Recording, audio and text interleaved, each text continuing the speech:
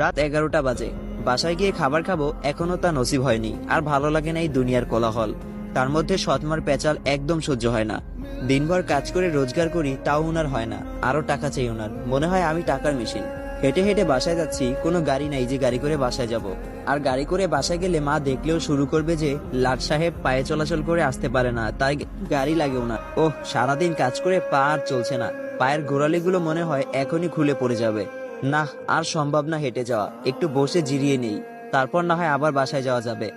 রাস্তার ধারে একটা জায়গায় বসে আছি, পাশে ধান ক্ষেত, তারপর পাশে আবার পুরো জঙ্গল। ভয়ও করছে, কিন্তু ভয় করলেও কিছু করার নেই, পাজে আর চলছে না।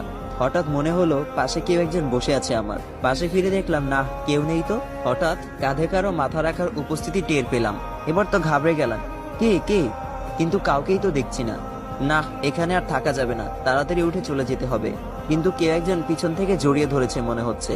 এবার ভয় পেয়ে গেলাম, ভয়ের চোটে কপাল বেয়ে ঘাম পড়ছে, কিন্তু কাউকে দেখতে পাচ্ছি না। প্লিজ কে, আপনি সামনে আসুন, আমার খুব ভয় করছে। অদৃশ্য থেকে একটা আওয়াজ আসলো, ভয় পাওয়ার কিছুই নেই, আমি তোমার কোনো ক্ষতি করব না। আর আমি তোমার সামনে আসলে তুমি সহ্য করতে পারবে না। আমার রূপ দেখলে তোমার চোখের জ্যোতি নষ্ট হয়ে যাবে। এবার ভয়ের মাত্রাটা যেন আরো বেড়ে গেল। কে আপনি, আর আপনি সামনে আসলে কেন সহ্য করতে পারবো না? অদৃশ্য থেকে আবার আওয়াজ আসলো, কারণ আমি পড়ি। পরি কথাটা শোনার পর তো মনে হয় এবার সত্যি আমার প্যান্ট নষ্ট হয়ে যাবে। চুপ করে আছি ভয়ে। অদৃশ্য থেকে আওয়াজ আসলো, এই কথা বলছো না কেন? কি বলবো বুঝতে পারছি না, কি বলবো আমি? অদৃশ্য থেকে আওয়াজ আসলো, চলো আমরা ওই দিকটাতে গিয়ে বসি, ঘাসের উপরে। ভয়ে ভয়ে বললাম আচ্ছা, কারণ কথা না শুনলে আমার ঘাড় মটকাবে। আমি বললাম আচ্ছা, কোথায় আপনি? আমি এসে বসেছি তো ঘাসে। পাশে থেকে আওয়াজ আসলো, এই তো আমি পাশে। আমি বললাম আচ্ছা, একটা কথা বলি।